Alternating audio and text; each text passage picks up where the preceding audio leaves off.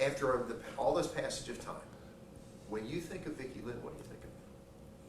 My 8-year-old beautiful little girl that was full of life and loved life and was excited about going to have baton lessons, and that's what I think. Her new bicycle. Her new bike, she was so athletic and loved sports and loved softball, and so when I think about her, I think about all those positive things. The little girl who was so kind and loved people, and her vibrant smile, and her giggles. I miss her voice. It's one of the hardest things is remembering the voice. Do you sometimes imagine how she'd be as an adult? Oh, all the time. We've stayed in contact with a lot of her friends, and one of her best friends, and Jennifer, and to see them as adults and a family and having children and watching their children grow up and being involved in that, it does make you wonder. We have one granddaughter, well, we have 2 granddaughters who look a lot like her and have her personality. And as they're getting older, we saw a lot of Vicki in them, and their love for softball and their love for life and people. And so, we wonder about what she would be like today. Would she, been a famous athlete, because she was very athletic, but she was also so kind and caring. So you wonder, would she have been a doctor? Would she have gone into politics, which I doubt, because I don't know, I just don't see her in that. I would see her more as a caring person wanting to help people and make a difference in her community. That's just who she was. Now, the flip side of that is, what do you, I'm sorry, for a second, sorry. It's okay. What do you think of when you think of the man who's in prison for what happened? When I think about that, and when I think about him, I think about someone who should have been put to death at least 20 years ago. And he was somebody who should have never been out of prison. He was released in 1984 because he was unamendable to treatment. And 4 months later, he had vowed to Ernie Bernstein out of Enid, Oklahoma, that his next victim wouldn't live to tell. And unfortunately, Vicki was his next victim. And so when I think of him, first time I saw him, he reminded me of Charles Manson. He had that those eyes, he had that look. I saw evil. And he, to me, when I hear his name and I think about him, I think about evil. And I have a hard time understanding why it's taken us so long. But I wish that he was gone so we weren't constantly being reminded with his appeals and having to go through what we've gone through for the last 35 years. But now the end is in sight? The end is in sight. Praise the God. Praise the Lord. Some light at the end of the tunnel. Yes, we feel for the first time, and since he was sentenced to death 32 years ago, that we possibly see execution coming. And that has been, not that you want to see someone die, but yes, I do want to see him die. This man took a vibrant little girl's life. He brutally murdered her. There are details about her death that most people do not know.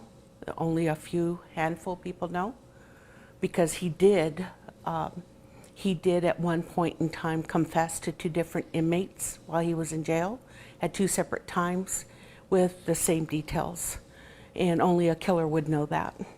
And so we know what her last words were, and we know what he did to her. And so we have to live with that. And so to see him executed, to us we would feel that final justice has come for Vicki.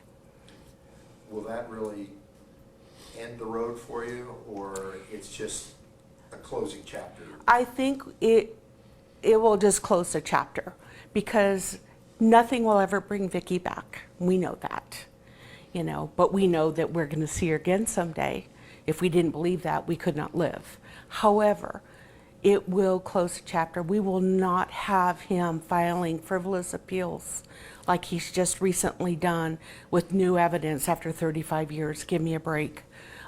We don't have to be reminded that, you know, anytime he gets a whim, he can file something in court and get us back in court. That will be over. There will be no more harassment. There will be no more legal issues with Frank Jarvis Atwood. And there will be justice for Vicki. So as far as Vicki, we'll never forget her. She will always be in our heart, in our lives, and in many people's lives.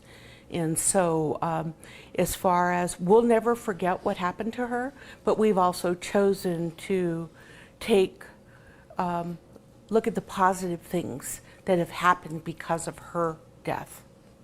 What were some of those positive things? Well, one thing right off the bat was the Victims' Bill of Rights that gives victims the right to be present during a trial, to refuse an interview. I mean, there are so many things. A right to a speedy trial. We didn't have that. You know, we got subpoenaed, so we couldn't be in the courtroom.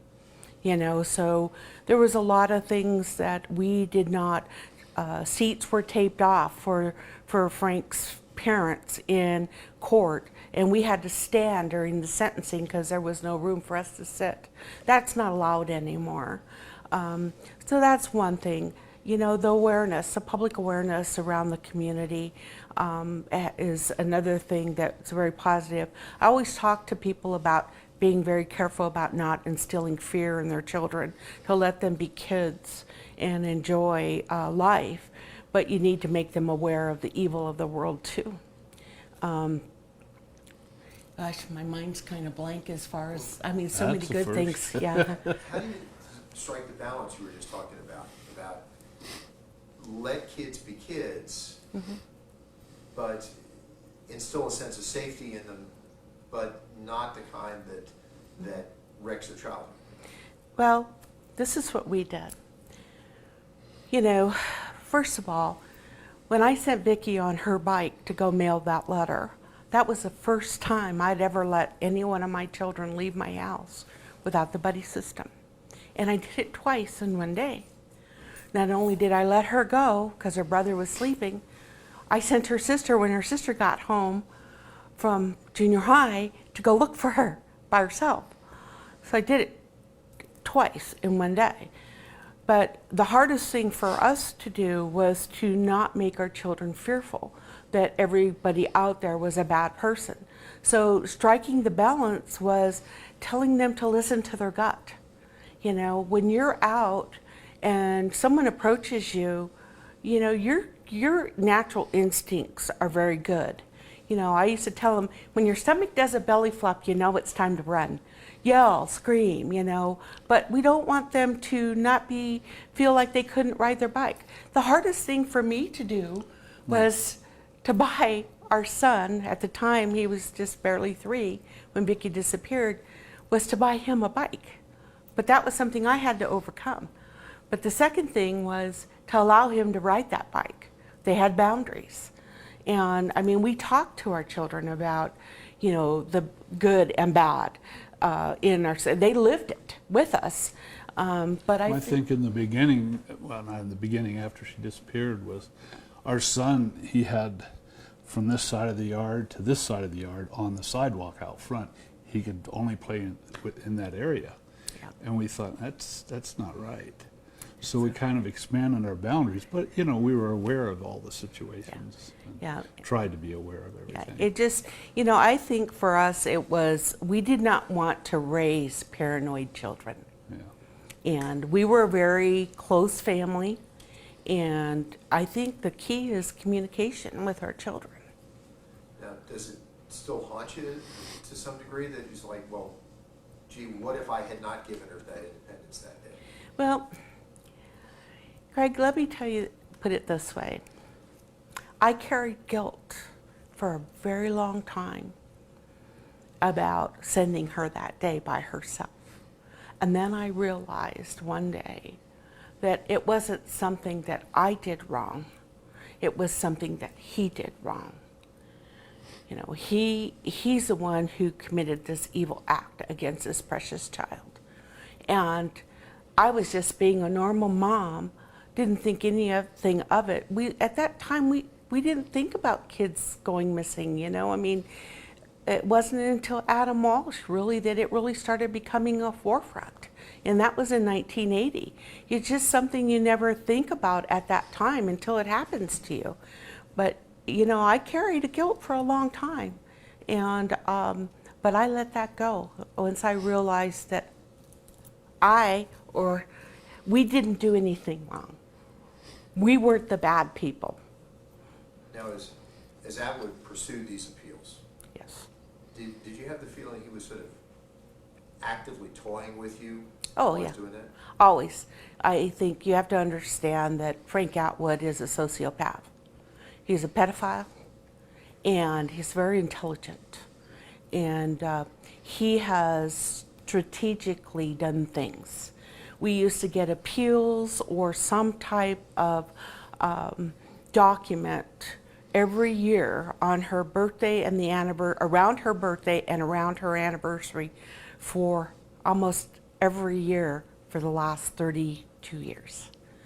And so he is, and you know, he got married, and so, you know, he uses her to carry out his work out in the free world. And she doesn't realize that she's another one of his victims, unfortunately. Now you've got another anniversary getting close as we're talking. Yes. 35 years. 35 years. It's hard to believe that 35 years is almost up and that he's still on death row. We still don't have final justice for Vicki. But on the other side of it, It's closest we've been. we've been to execution, and you know, we've not focused our life on what happened to us 35 years ago, almost 35 years ago. We focus on our life of what it is now, and the fact that all of our children have grown up and become very good citizens and productive adults, and we embrace our grandchildren and we live life, because we can't bring Vicki back, but we will see her again. And what saddens me the most of everything is not what I've gone through or what George has gone through, and what saddens me the most is watching my grandchildren now having to experience the loss of their aunt. And we're a very open family. We talk about Vicki. All of our grandchildren know about Vicki. Her pictures are hung. They ask questions. We answer those questions. We don't let their little minds fill in the blanks. And if they want to know something, we tell them. And that's the hardest part for me, is to watch them have to experience what their parents have gone through, because it's affecting their parents. And that's the hardest thing for me as a mom. How do you decide when is the time right to share that story? I think it's when they start asking questions. When they start asking. About what age would you say? Well, It would vary between the children, yeah, you know. yeah. We have a 3-year-old who's going to be asking. He hasn't started yet, He but hasn't started, but you know, but you know, I would say as young as 4, maybe 5.